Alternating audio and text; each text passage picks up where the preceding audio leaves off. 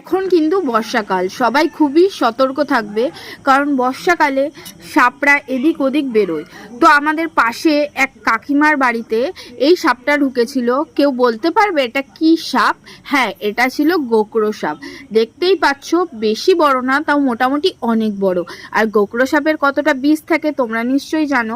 But একটাই কথা তোমাদের বলবো, কেউ সাপ মারবে না, কারণ তাদেরও একটা জীবন আছে আর বাঁচার অধিকার আছে। পার্সোনালি সাপ মারলে আমার খুবই গায়ে লাগে, খুবই কষ্ট হয়, আমি কেন জানি না।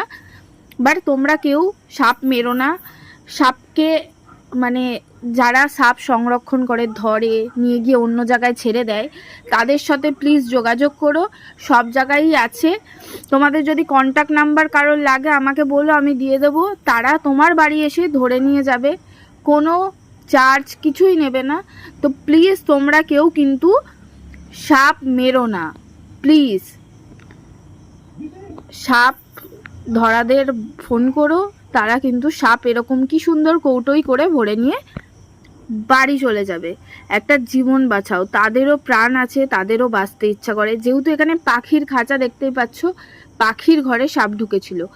এরা খুবই বুদ্ধিমান যে সাপটাকে না মেরে, সাপটাকে যারা সাপ ধরে তাদের কাছে ফোন করে সাপটা ধরিয়েছে। আমিও চাই তোমাদের আশেপাশে বর্ষাকালে তোমরা অনেকই সাপ দেখবে, তাদের প্লিজ মারবেন না।